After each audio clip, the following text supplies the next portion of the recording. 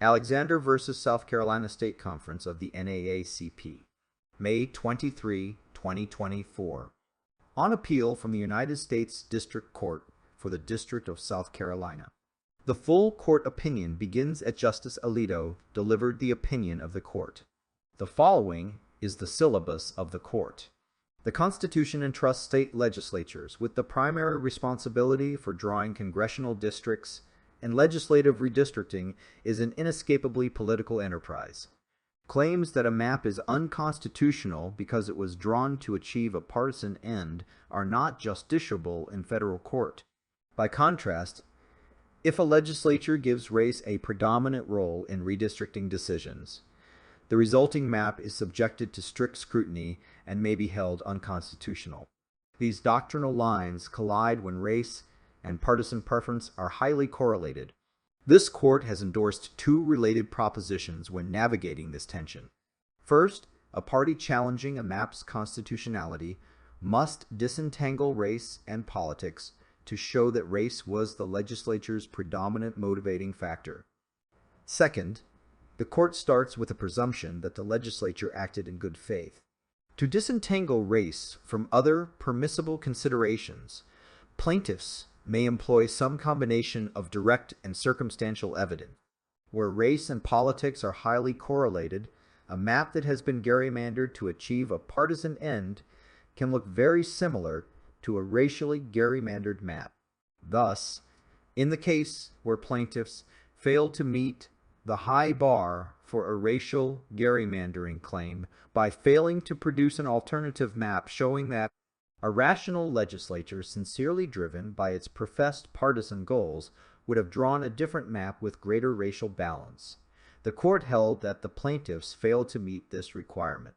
Without an alternative map, the court also found it difficult for plaintiffs to defeat the starting presumption that the legislature acted in good faith.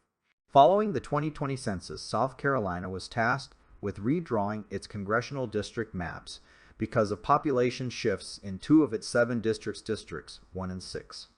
The State Senate subcommittee responsible for drawing the new map issued a statement explaining that the process would be guided by traditional districting principles along with the goal of creating a stronger Republican tilt in District 1. To draw the new maps, the Senate turned to Will Roberts, a nonpartisan staffer with experience in drawing reapportionment plans. Roberts' plan, the enacted plan, achieved the legislature's political goal by increasing District 1's projected Republican vote share by 136 to 5,439. The plan also raised the black voting age population, BVOP, from 1656 to 1672. The legislature adopted the plan, and the governor signed it into law.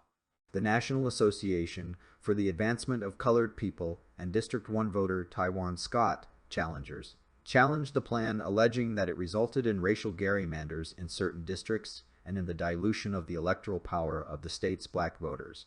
The 3-judge district court held that the state drew District 1 with a 17 BVAP target in mind in violation of the Equal Protection Clause, and that this putative use of race to draw District 1 unlawfully diluted the black vote. The district court's finding that race predominated in the design of District 1 in the enacted plan was clearly erroneous.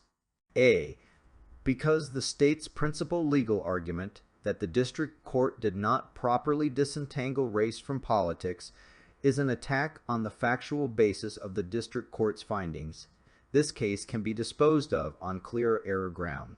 The district court clearly erred because the challengers did not satisfy the demanding burden of showing that the legislature subordinated traditional race-neutral districting principles to racial consideration. The challengers provided no direct evidence of a racial gerrymander, and their circumstantial evidence is very weak.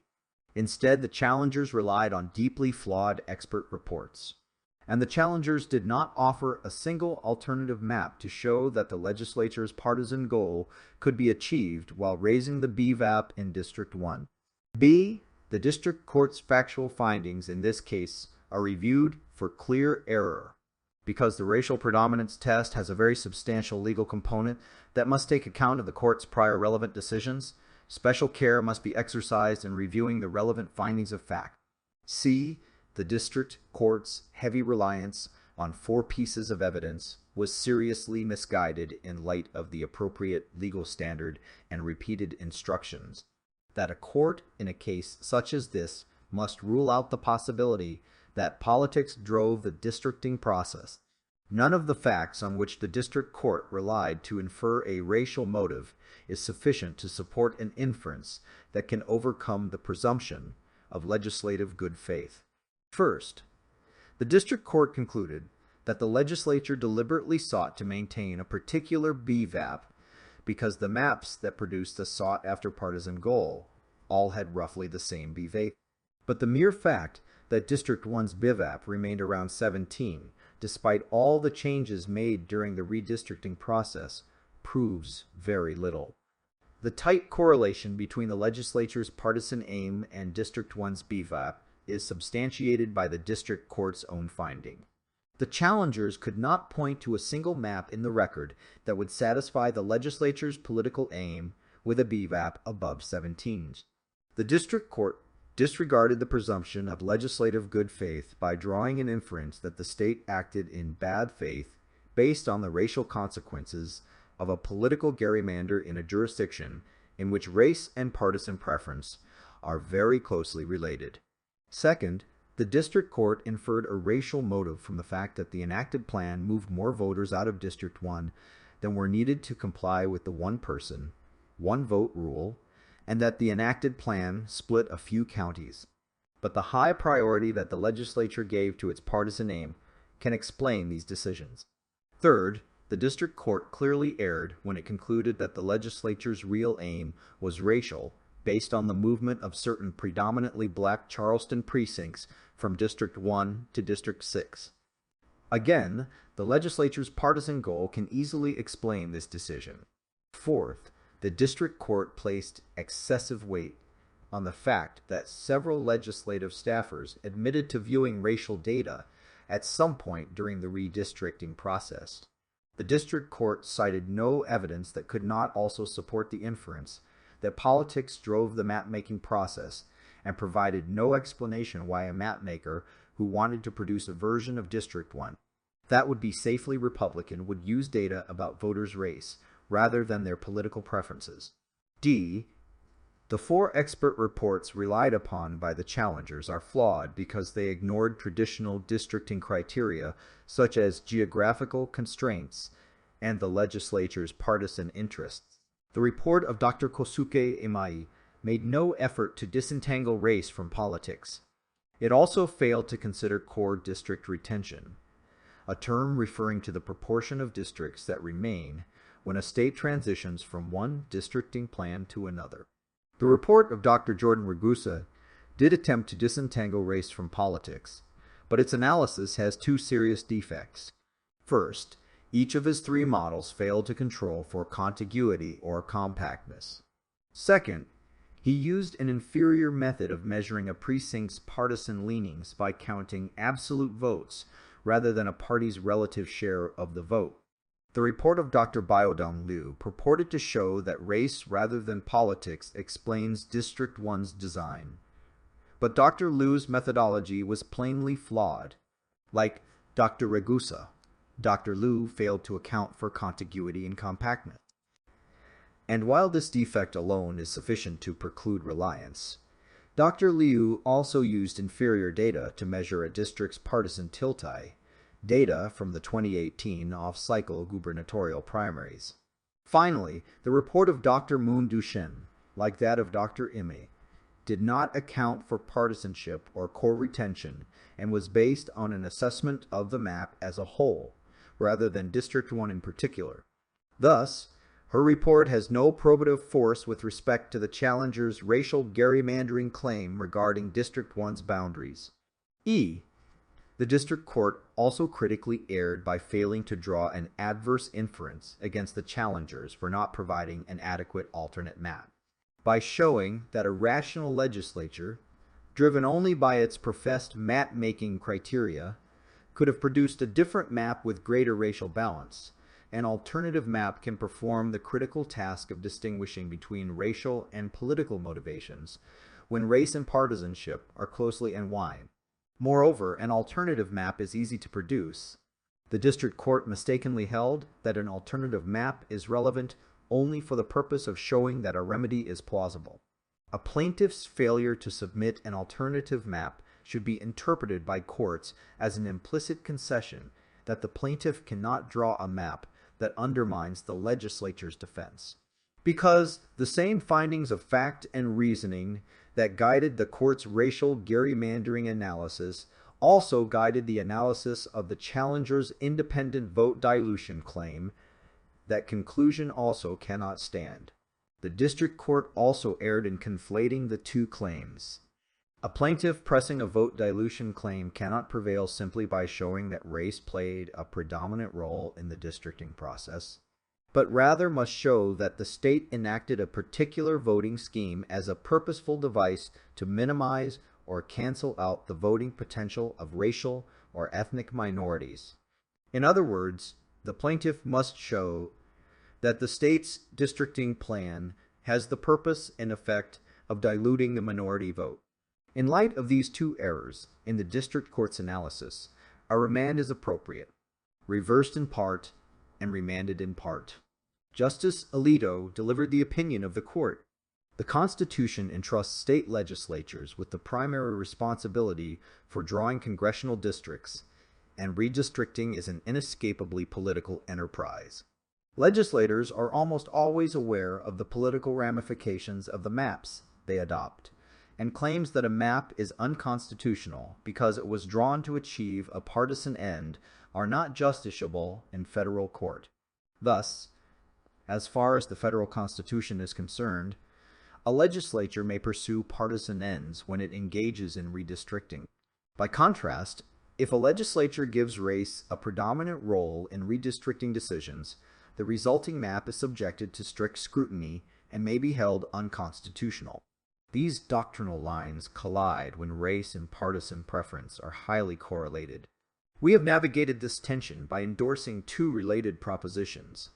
First, a party challenging a map's constitutionality must disentangle race and politics if it wishes to prove that the legislature was motivated by race as opposed to partisanship.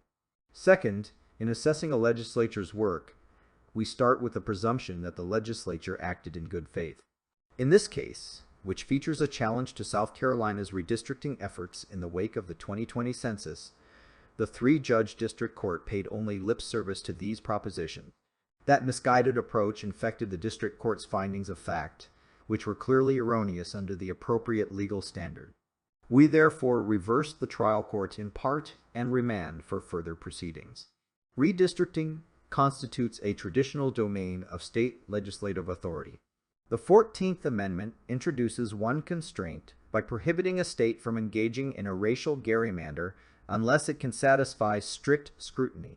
But given the complex interplay of forces that enter a legislature's redistricting calculus, we have repeatedly emphasized that federal courts must exercise extraordinary caution in adjudicating claims that a state has drawn district lines on the basis of race. Such caution is necessary because federal court review of districting legislation represents a serious intrusion on the most vital of local functions. To untangle race from other permissible considerations, we require the plaintiff to show that race was the predominant factor motivating the legislature's decision to place a significant number of voters within or without a particular district.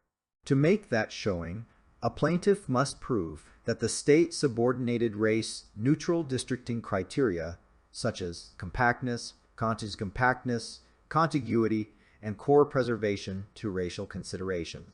Racial considerations predominate when race was the criterion that, in the state's view, could not be compromised in the drawing of district lines. We have recognized that, as a practical matter, challengers will often need to show that the state's chosen map conflicts with traditional redistricting criteria. That is because it may otherwise be difficult for challengers to find other evidence sufficient to show that race was the overriding factor causing neutral considerations to be cast aside. This showing can be made through some combination of direct and circumstantial evidence. Direct evidence often comes in the form of a relevant state actor's express acknowledgement that race played a role in the drawing of district lines. Such concessions are not uncommon because states often admit to considering race for the purpose of satisfying our precedent interpreting the Voting Rights Act of 1965. Direct evidence can also be smoked out over the course of litigation. In Cooper, for instance, we offered the hypothetical example of a plaintiff finding scores of leaked emails from state officials instructing their mapmaker to pack as many black voters as possible into a district.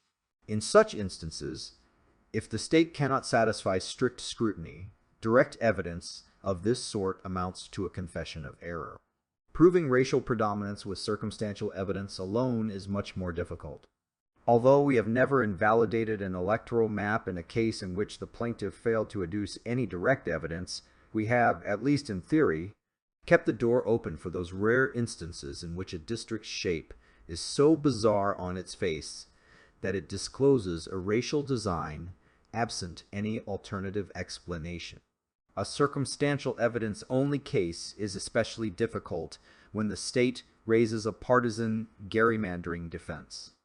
That is because partisan and racial gerrymanders are capable of yielding similar oddities in a district's boundaries when there is a high correlation between race and partisan preference. And that is the situation in this case, as the 2020 presidential election illustrated. Exit polls found that at least 90s of black voters voted for the Democratic candidate in South Carolina and throughout the nation. When partisanship and race correlate, it naturally follows that a map that has been gerrymandered to achieve a partisan end can look very similar to a racially gerrymandered map. For that reason, our prior decisions have made clear that a jurisdiction may engage in constitutional political gerrymandering, even if it so happens that the most loyal Democrats happen to be black Democrats, and even if the state were conscious of that fact. We have noted that a state's partisan gerrymandering defense therefore raises special challenges for plaintiffs. To prevail, a plaintiff must disentangle race from politics by proving that the former drove a district's lines. That means, among other things, ruling out the competing explanation that political considerations dominated the legislature's redistricting efforts. If either politics or race could explain a district's contours, the plaintiff has not cleared its bar. Our decision in Easley v. Cromartie illustrates the difficulties that plaintiffs must overcome in this context. There, the plaintiff's case hinged on circumstantial evidence of a racial gerrymander, such as expert testimony and discrepancies between the relevant district lines and traditional districting criteria. After the state asserted a partisan gerrymandering defense, we faulted the plaintiffs for failing to show that the legislature could have achieved its legitimate political objectives in alternative ways that are comparably consistent with traditional districting principles. In other words, the plaintiffs failed to meet the high bar for a racial gerrymandering claim by failing to produce, among other things, an alternative map showing that a rational legislature, sincerely driven by its professed partisan goals, would have drawn a different map with greater racial balance. Since our decision in Cromartie 2, any plaintiff with a strong case has had every incentive to produce such an alternative map. Without an alternative map, it is difficult for plaintiffs to defeat our starting presumption that the legislature acted in good faith. This presumption of legislative good faith directs district courts to draw the inference that cuts in the legislature's favor when confronted with evidence that could plausibly support multiple conclusions. This approach ensures that race for its own sake, and not other districting principles, was the legislature's dominant and controlling rationale in drawing its district lines. 3 additional reasons justify this presumption. First, this presumption reflects the federal judiciary's due respect for the judgment of state legislators, who are similarly bound by an oath to follow the Constitution. Second, when a federal court finds that race drove a legislature's districting decisions, it is declaring that the legislature engaged in offensive and demeaning conduct.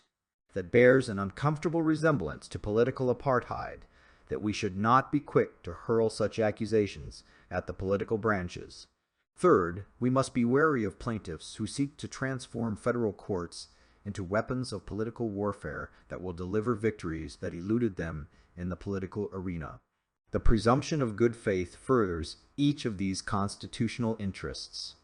It also explains why we have held that the plaintiff's evidentiary burden in these cases is especially stringent. If a plaintiff can demonstrate that race drove the mapping of district lines, then the burden shifts to the state to prove that the map can overcome the daunting requirements of strict scrutiny. Under this standard, we begin by asking whether the state's decision to sort voters on the basis of race furthers a compelling governmental interest.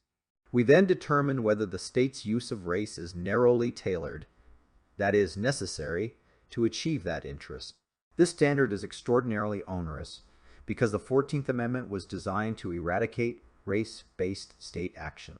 South Carolina has 7 congressional districts, and this case concerns 2 of them, Districts 1 and 6. District 1 covers the state's southeast region, while District 6 covers its southwest and central regions. South Carolina's prior map, which was enacted in 2011, split several counties between Districts 1 and 6, including Beaufort, Berkeley, Charleston, Colleton, and Dorchester counties. The Department of Justice pre-cleared the 2011 map, and a 3-judge district court upheld it against racial gerrymandering and intentional vote dilution claims after finding that the legislature adhered to traditional race-neutral principles. Over the next decade, the 2011 map consistently yielded a 6-to-1 Republican-Democratic delegation with one exception. In 2018, the Democratic candidate, with 507 of the votes, narrowly won District 1, which had previously elected Republican candidates. But in 2020, when the Republican presidential candidate handily won the state, the Republican congressional candidate retook District 1 by a slender margin, winning 560 of the votes. South Carolina had to redraw its map after the 2020 census because 2 of the state's 7 districts saw major population shifts.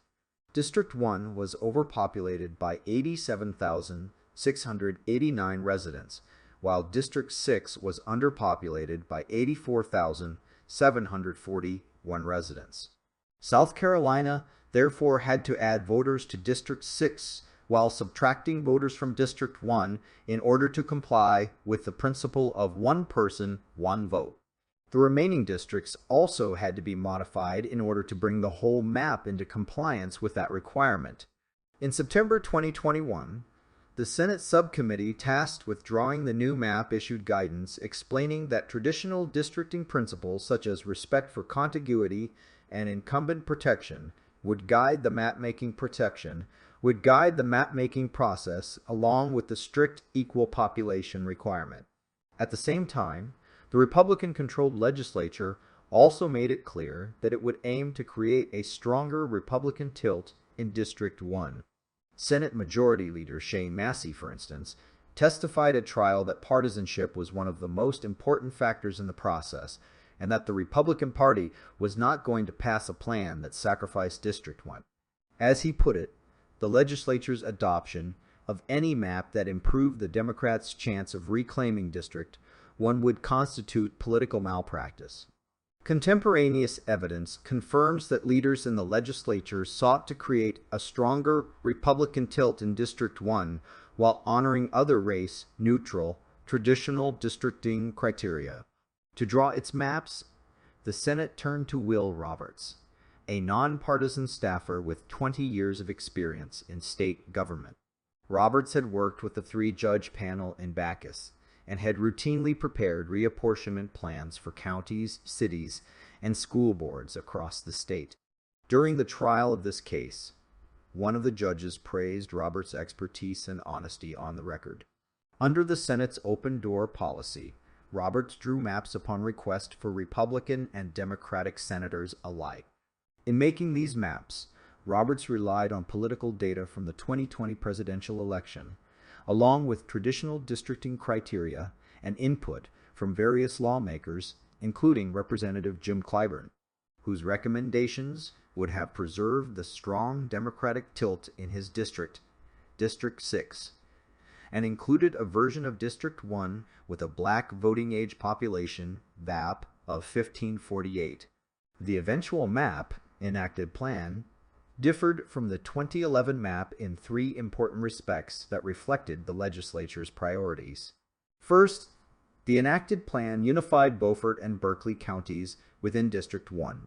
This move enhanced the Republican advantage in District 1 because the moved-in portions of those counties leaned Republican. Second, to further increase the Republican lead in District 1, Roberts also put more of Dorchester County in District 1. These changes exacerbated the population imbalance between District 1 and District 6. Third, to cure this problem, Roberts moved a series of precincts in Charleston from District 1 to District 6.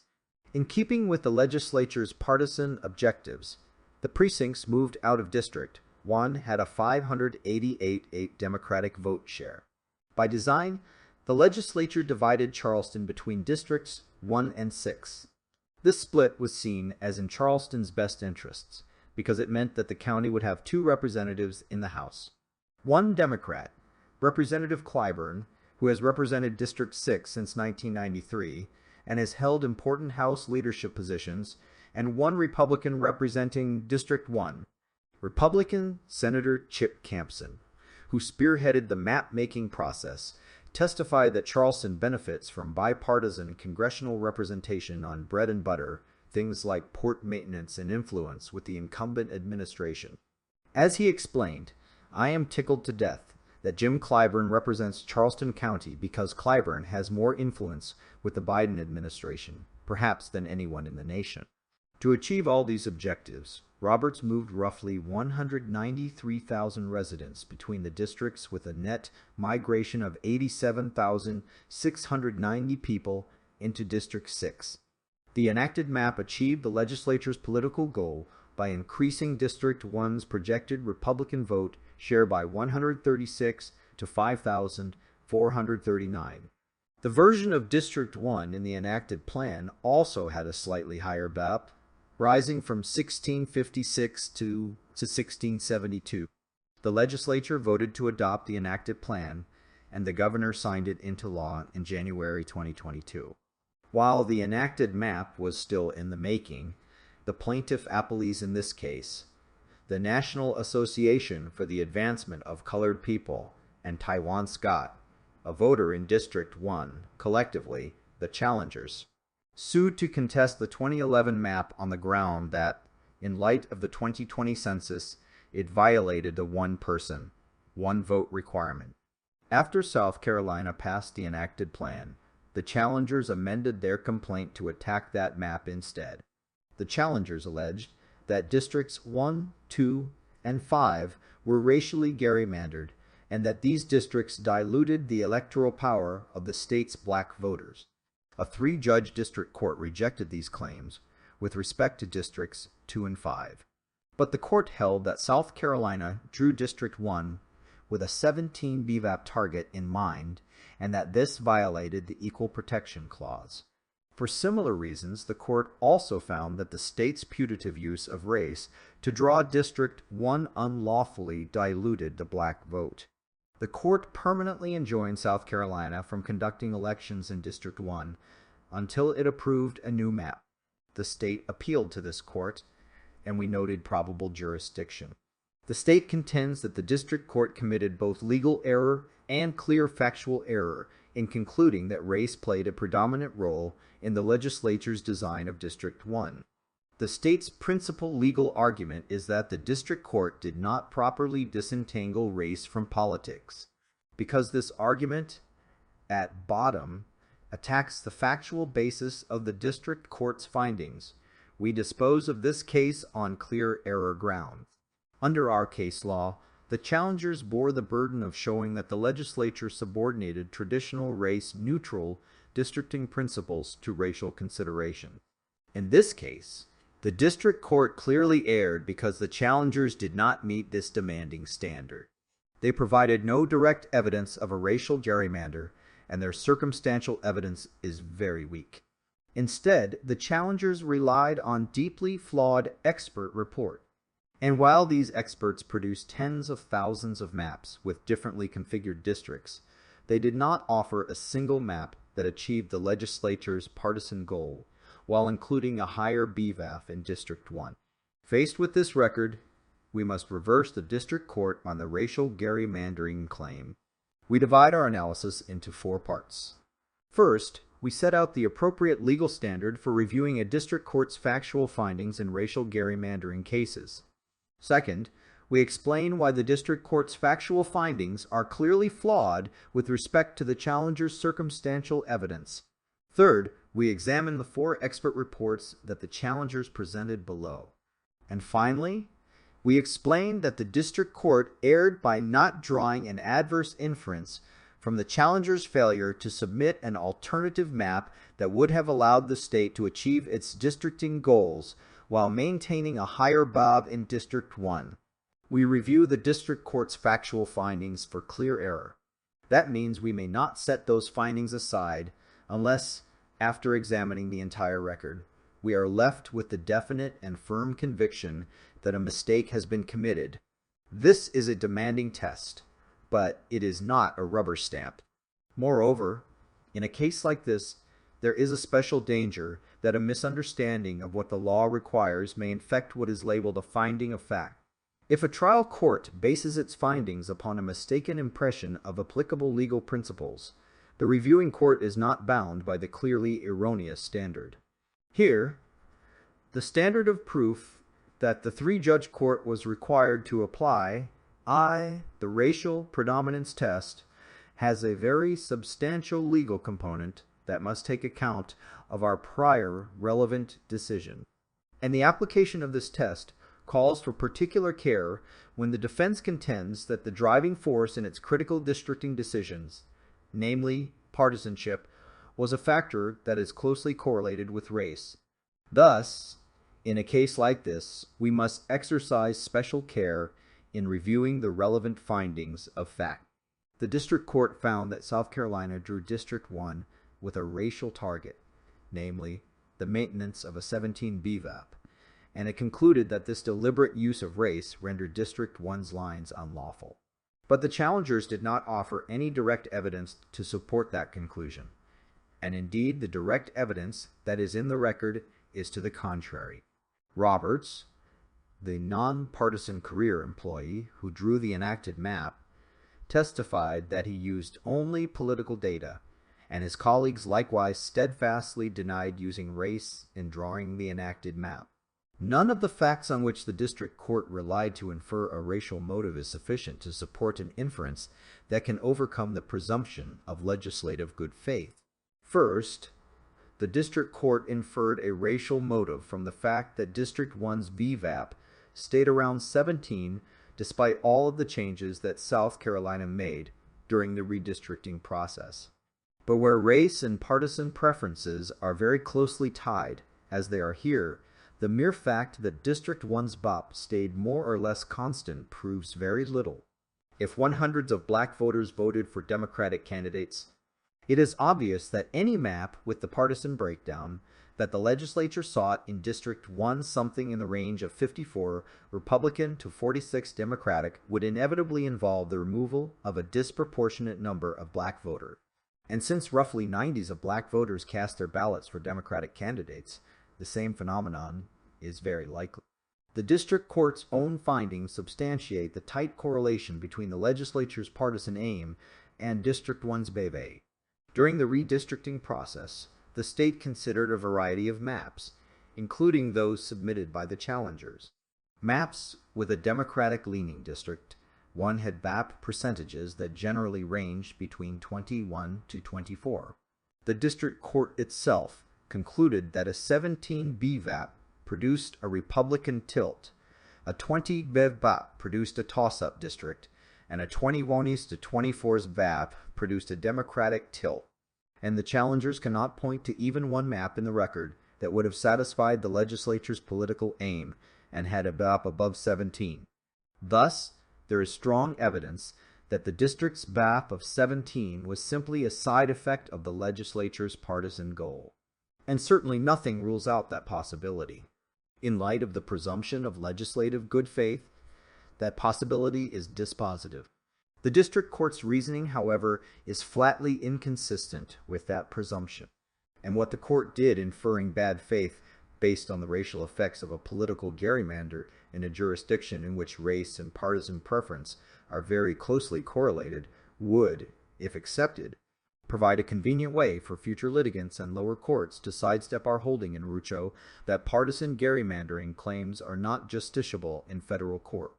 Under the district court's reasoning, a litigant could repackage a partisan gerrymandering claim as a racial gerrymandering claim by exploiting the tight link between race and political preference. Instead of claiming that a state impermissibly set a target Republican-Democratic breakdown, a plaintiff could simply reverse engineer the partisan data into racial data and argue that the state impermissibly set a particular BAF target. Our decisions cannot be evaded with such ease. For that reason, the district court clearly erred in finding that the legislature deliberately sought to maintain a particular BVAP just because the maps that produced the sought-after partisan goal all had roughly the same BVAP. Second, the district court inferred a racial motive from certain changes that the state made in redrawing District 1. Namely, the enacted plan moved more voters out of District 1, approximately 140,000, than were needed to comply with the one-person, one-vote rule, about 88,000, and the enacted plan split Charleston and a few other counties, even though the avoidance of such splits is a traditional redistricting objective. But here again, the state's avowed partisan objective easily explains these facts. The state claims it sought to ensure that District 1 had a reliable Republican majority, and simply removing 88,000 voters without regard to their party preferences would not have satisfied that objective. Similarly, the high priority that the legislature gave to its partisan goal provides an entirely reasonable explanation for the subordination of other objectives, such as the avoidance of county splits. Third, the district court found it telling that many predominantly black Charleston precincts were moved out of District 1 and into District 6. But because of the tight correlation between race and partisan preferences, this fact does little to show that race, not politics, drove the legislature's choice. The Charleston County precincts that were removed are 588 Democratic. Thus, the legislature's stated partisan goal can easily explain this decision, and the district court therefore erred in crediting the less charitable conclusion that the legislature's real aim was racial. Fourth, the district court placed too much weight on the fact that several legislative staffers, including Roberts, viewed racial data at some point during the redistricting process. This acknowledgement means little on its own because we expect that redistricting legislatures will almost always be aware of racial demographics. Here, Roberts testified without contradiction that he considered the relevant racial data only after he had drawn the enacted map, and that he generated that data solely for a lawful purpose, namely, to check that the maps he produced complied with our Voting Rights Act precedent. The district court discredited this testimony, but it cited no evidence that could not also support the inference that politics drove the map-making process.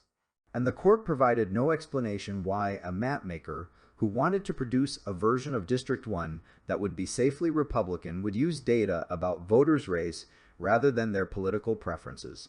Why would Roberts have used racial data with the associated legal risks as a proxy for partisan data when he had access to refined sub-precinct level political data that accounted for voter turnout and electoral preferences?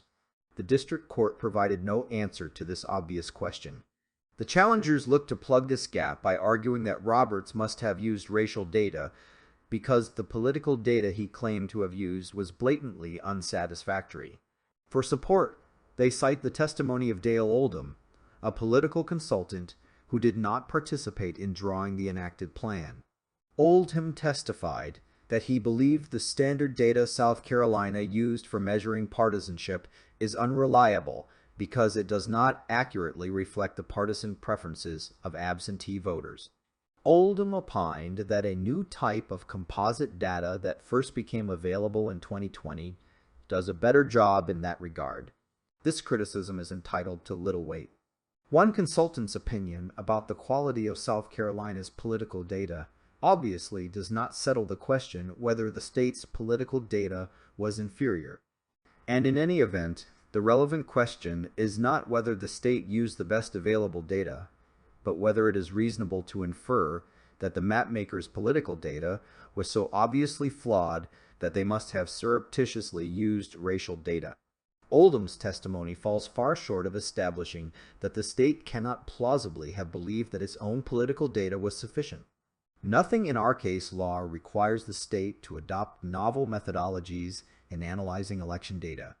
Indeed, the state plausibly argues that its data was more than good enough for its purposes because it showed partisan preferences at the sub-precinct level and also accounted for variations in voter turnout. In sum, the district court's heavy reliance on these four pieces of evidence was seriously misguided in light of the appropriate legal standard and our repeated instruction that a court in a case such as this must rule out the possibility that politics drove the districting process. Once these weak inferences are set aside, all that the challengers have left are four expert reports. But these reports are flawed because they ignored certain traditional districting criteria, such as geographical constraints and the legislature's partisan interests.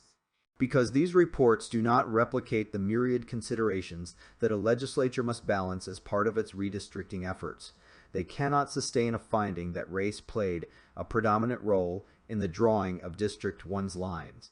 We will discuss each of the challengers' four experts in turn. Dr. Kosuke Imei.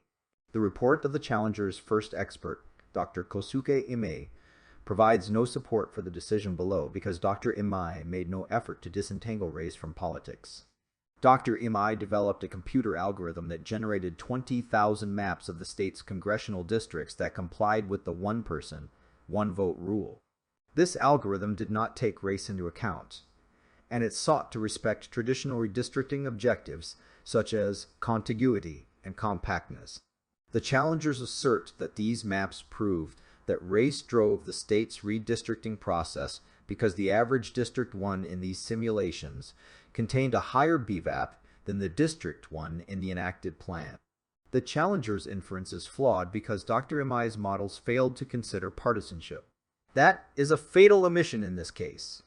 As noted, race and politics strongly correlate in South Carolina, and Dr. Imei's algorithm produced maps without requiring that District 1 comply with the legislature's asserted aim of ensuring that District 1 remain a relatively safe Republican seat.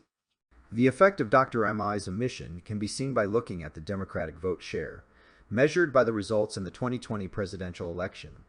In the versions of District 1 that his simulations produce, President Biden's vote share in the average District 1 in Dr. Imei's maps was significantly higher than his vote share in the version of District 1 in the enacted plan. Indeed, Dr. Sean Tremday, the state's expert, showed that District 1 would have voted for the Democratic nominee in 2020 in 90, one of Dr. Imei's simulations. It is also noteworthy that Dr. Imei could have easily controlled for partisan preferences just as he controlled for other redistricting factors such as compactness and county split. He could have generated maps conditioned on District 1's vote share matching or exceeding the benchmark plan's Republican tilt. But he did not take that obvious step. The challengers seek to excuse their failures to disentangle race and politics by arguing that South Carolina raised a partisan gerrymandering defense for the first time during the trial.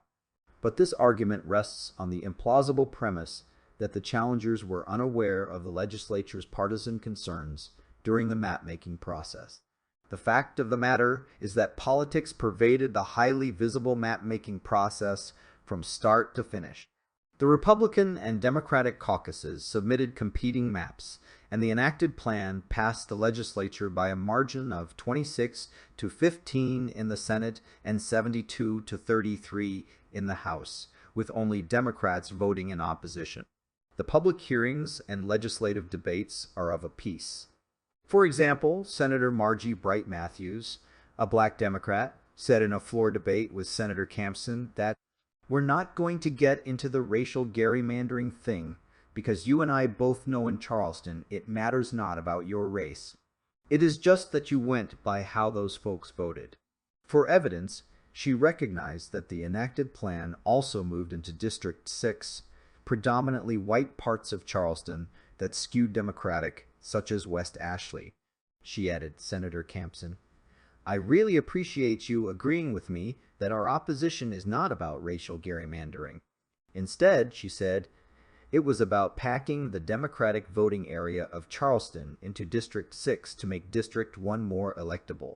Former Congressman Cunningham, the Democrat who represented District 1 from 2018 to 2020, also criticized the enacted plan's District 1 lines as making no sense unless, of course, the sole purpose is to make it harder for a Republican to lose. He added that the folks in Washington, D.C. did not want a repeat of the 2018 election or even the 2020 election, where he lost against the Republican nominee by a single point in one of the closest elections in the entire country. Dr. Imai's conspicuous failure to control for party preference is alone sufficient to discredit any reliance on his report. But his report exhibited another serious flaw.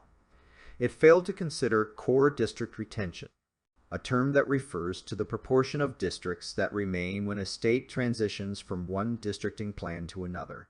The enacted plan retains 83 of District 1's core, but the average map produced by Dr. Imai's model scored 69s on the core district retention metrics, 3 standard deviations lower. Dr. Imai's failure to consider core retention betrays a blinkered view of the redistricting process. Lawmakers do not typically start with a blank slate. Rather, they usually begin with the existing map and make alterations to fit various districting goals. Core retention recognizes this reality. Dr. Imai could have controlled for this metric by restricting the core retention in his simulations to at least 83. His failure to do so here means we cannot rule out core retention as another plausible explanation for the difference between the enacted plan and the average Imai simulation. Dr. Jordan Ragusa. As evidence that race predominated in District 1's design, the District Court also credited a report by Dr. Jordan Ragusa, another expert for the challengers. Unlike Dr. Imai, Dr. Ragusa attempted to disentangle race from politics, but as we will explain, his analysis has at least 2 serious defects. First, he failed to account for 2 key map-making factors, contiguity and compactness. Second, he used an inferior method of measuring a precinct's partisan leaning. We begin with the matter of contiguity and compactness. Dr. Ragusa used 3 separate models, but none of them controlled for these critical districting factors. 2 of his models employed the so-called county envelope approach. Using this approach, he first identified the 5 counties that have at least one precinct that fell within District 1 in the benchmark plan. These counties in their entirety constituted the county envelope. Dr. Ragusa employed a method that we will discuss below to control for the partisan preferences of voters in these precincts, and he also controlled for precinct size. He then asked whether a precinct of a given size with a given partisan breakdown was more or less likely to be included in District 1 depending on its racial demographics, and he reported that districts with a high percentage of black voters were more likely to be excluded. His remaining model looked only at the precincts that were in District 1 in the benchmark plan, and controlling in the same way for size and partisan leaning. He reported that a precinct was more likely to be moved out if it had a high percentage of black voters. All 3 of these models exhibit the same flaw. Because they did not control for contiguity or compactness, they all assume that a precinct could be moved into or out of District 1, regardless of its distance from the line between that district and district and district. That is highly unrealistic. A simple example illustrates this point in relation to the county envelope approach, as can be seen with a quick look at Figure 1, which we again reproduce below. Under Dr. Ragusa's methodology, any precinct in Colleton County could have been moved into District 1, but many precincts in that county are nowhere near District 1's outer boundaries. For example, precincts near the county's northern border with Bamberg County could not have been moved into District 1 without egregiously flouting the state's important interests in contiguity or compactness. And the same problem arises with respect to the question whether a precinct in District 1 in the benchmark plan could have been moved into District 6. Precincts in District 1 that are not close to the district line could not have been moved without making District 6 less contiguous or compact. We have already rejected a plaintiff's expert report for failing to account for this feature of map-making. In Cromartie 2, we faulted the plaintiff's expert for failing to consider whether the excluded precincts were located near enough to the district's boundaries, or each other for the legislature as a practical matter to have drawn the district's boundaries to have included them without sacrificing other important political goals. The district court clearly erred in crediting Dr. Ragusa's models because his approach made that same mistake. Dr. Ragusa's report also carries less weight because of how he measured a precinct's partisan leanings. Using the results of the 2020 presidential election, Dr. Ragusa measured partisan tilt by looking at the total votes cast for President Biden, not the net votes for President Biden. This method fails to account for the fact that voter turnout may vary significantly from precinct to precinct, and therefore a precinct in which a candidate gets a large number of votes may also be a precinct in which the candidate fails to win a majority. To illustrate this point, consider this simplified example. Dr. Ragusa's model considers only the total number of Biden votes in its partisanship analysis, but legislators aiming to make District 1 a relatively safe Republican seat would be foolish to exclude Precinct 2 merely because it has more Democratic votes than Precinct 1. Instead, they would look at the net Democratic votes and would thus remove Precinct 1, not Precinct 2. Although the use of total votes may be a statistically permissible measure of partisan lean, it is undoubtedly preferable for an expert report to rely on net votes when measuring a district's partisan lean. The challengers seek to defend Dr. Ragusa's report by suggesting that he followed the same methodology as Professor Stephen Ansala-Bahir, whose report we blessed in Cooper, but that is wrong. There are important differences between Dr. Ragusa's methodology and Professor Ansala-Bahir, and in all events, Professor Ansala-Bahir's report played a minor role in Cooper, where the plaintiffs could also point to direct evidence. Here, by contrast, once the district court's other circumstantial findings are set aside, the challengers must rest their entire case on these expert reports. Dr. Ragusa's report, on its own, cannot prove that District 1's lines are unexplainable on grounds other than race. Dr. Baodong Liu, another of the challengers' experts, submitted a report that purported to show that race rather than politics explains District 1's design. Although the district court did not cite Dr. Liu's report, the challengers contend that it bolsters the district court's findings. But Dr. Liu's methodology was plainly flawed. First, his methodology, like Dr. Ragusa's, failed to account for contiguity and compactness. Dr. Liu examined all voters living within the county envelope for District 1 of the enacted plan to see which voters were more likely to have been excluded. His analysis suggested that black Democrats were more likely to have been excluded than white Democrats. This methodology was highly unrealistic because it treated each voter as an independent unit that South Carolina could include or exclude from District 1.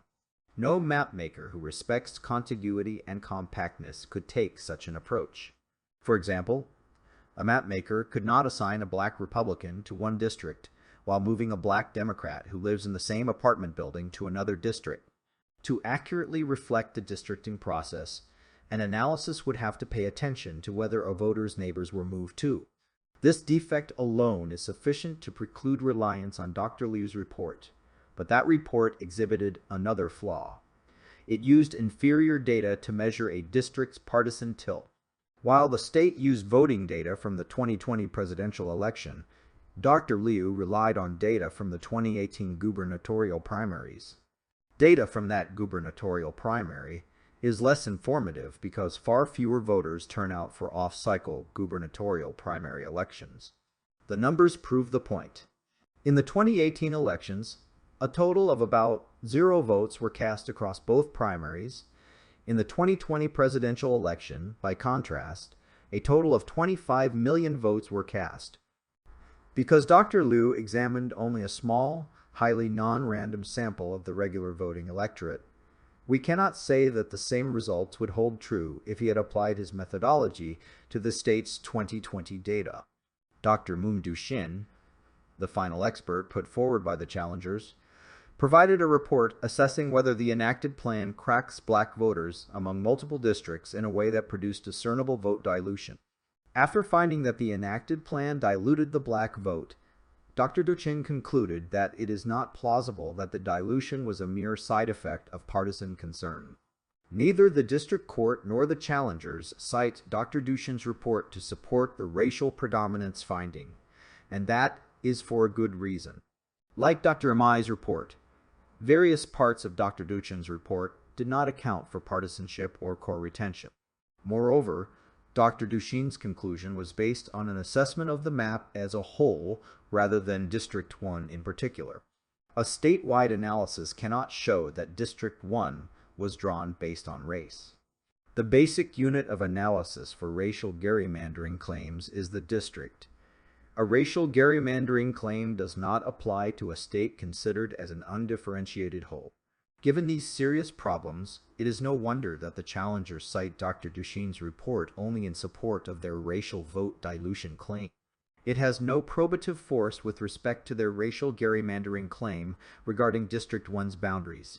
To sum up our analysis so far, no direct evidence supports the district court's finding that race predominated in the design of District 1 in the enacted plan.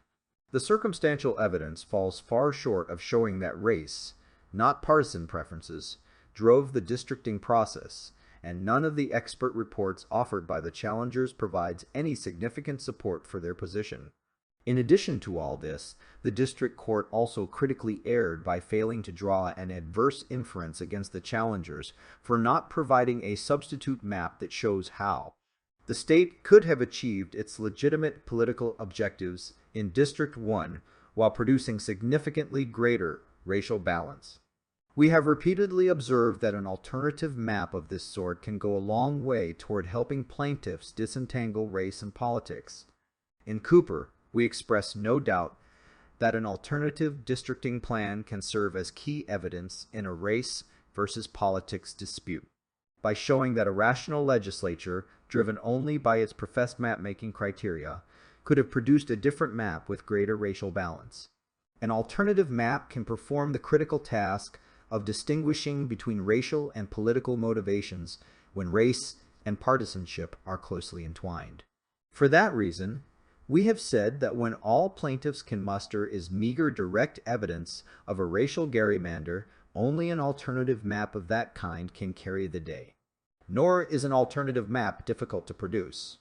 Any expert armed with a computer can easily churn out redistricting maps that control for any number of specified criteria, including prior voting patterns and political party registration. The challengers enlisted 4 experts who could have made these maps at little marginal cost. Dr. Imai's simulations generated 20,000 different maps, but none that actually controlled for politics. The evidentiary force of an alternative map, coupled with its easy availability, means that trial courts should draw an adverse inference from a plaintiff's failure to submit one. The adverse inference may be dispositive in many, if not most, cases where the plaintiff lacks direct evidence or some extraordinarily powerful circumstantial evidence, such as the strangely irregular 28-sided district lines, which betrayed the state's aim of segregating voters on the basis of race with mathematical precision. The district court, however, misunderstood our case law when it held that an alternative map is relevant only for the purpose of showing that a remedy is plausible. Because a constitutionally compliant plan for District 1 can be designed without undue difficulty, the district court concluded that it was not necessary for plaintiffs to present an acceptable alternative map to prevail on their claim. That is wrong. A plaintiff's failure to submit an alternative map precisely because it can be designed with ease should be interpreted by district courts as an implicit concession that the plaintiff cannot draw a map that undermines the legislature's defense that the districting lines were based on a permissible rather than a prohibited ground. The district court's conclusions are clearly erroneous because it did not follow this basic logic. Despite its length, the dissent boils down to 6 main points. None is valid. First, the dissent suggests that clear error review is a perfunctory task, but that is not so. While district court findings of fact are generally correct, conscientious district courts sometimes err, and appellants are entitled to meaningful appellate review. Does the dissent really think that all district court findings on the question of racial discrimination are virtually immune from reversal? Second, the dissent attacks the proposition that in redistricting cases, the good faith of the state legislature must be presumed. But, as the citation to Justice Kennedy's opinion for the court in Miller reveals, that presumption is an established feature of our case law.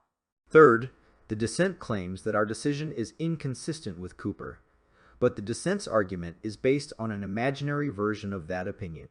Nothing in Cooper is inconsistent with the venerable rule that a fact finder may draw an adverse inference when a party fails to produce highly probative evidence that it could readily obtain if in fact such evidence exists.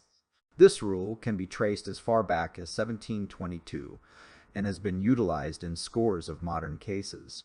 The dissent is correct that this inference packs a wallop in such cases, but that is only because an adequate alternative map is remarkably easy to produce, as demonstrated by the fact that the challengers introduced tens of thousands of other maps into the record. Under such circumstances, if a sophisticated plaintiff bringing a racial gerrymandering claim cannot provide an alternative map, that is most likely because such a map cannot be created. It would be a clear error for the fact finder to overlook this shortcoming. Fourth, the dissent argues that the challengers were blindsided when the state argued at trial that its map was drawn to achieve a political goal. But there is ample evidence that the state's aim was well known before trial, and neither the challengers nor the dissent can explain why the challengers' experts, who created thousands of maps that took into account all sorts of variables, supposedly never even tried to create a district one that had a higher BVAP while achieving the legislature's political goal. Nor can they explain why, if such a map can be created, the challengers' experts did not produce one during the trial.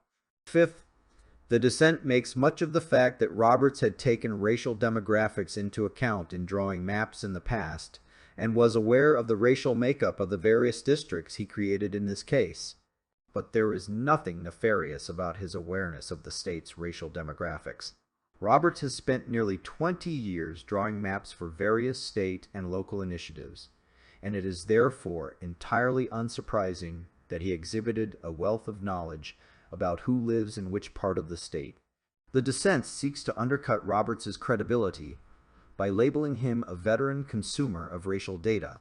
We think it is unfair for the dissent to question his credibility simply because he, like every other expert who has ever worked on a Voting Rights Act case, has had to consume racial data to comply with our precedent. Finally, the dissent thinks that the state must have used racial data because that data, in its view, is more accurate than political data in predicting future votes. Refusing to use the racial data, according to the dissent, would have required the self-restraint of a monk. This jaded view is inconsistent with our case law's long-standing instruction that the good faith of the state legislature must be presumed in redistricting cases, and in any event, there is little reason to think that it requires much restraint for a mapmaker with a political aim to use data that bears directly on what he is trying to achieve, namely political data. That is especially so where, as here, the political data, unlike the racial data that the dissent prefers, took into account voter turnout. In sum, there is no substance to the dissent's attacks. The challengers also raised an independent vote dilution claim. The district court held that this claim was governed by the same findings of fact and reasoning that guided its racial gerrymandering analysis, and it thus entered judgment for the challengers on that ground as well. But in light of our conclusion that those findings were clearly erroneous, that conclusion cannot stand. Moreover, the district court's analysis did not take into account the differences between vote dilution and racial gerrymandering claims.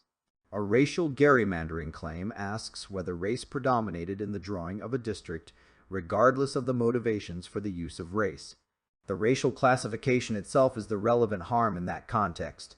A vote dilution claim is analytically distinct from a racial gerrymandering claim and follows a different analysis. A plaintiff pressing a vote dilution claim cannot prevail simply by showing that race played a predominant role in the districting process. Rather, such a plaintiff must show that the state enacted a particular voting scheme as a purposeful device to minimize or cancel out the voting potential of racial or ethnic minority. In other words, the plaintiff must show that the state's districting plan has the purpose and effect of diluting the minority vote. In light of these two errors in the district court's analysis of the challenger's vote dilution claim, a remand is appropriate. We reverse the judgment of the district court in part and remand the case in part for further proceedings consistent with this opinion. It is so ordered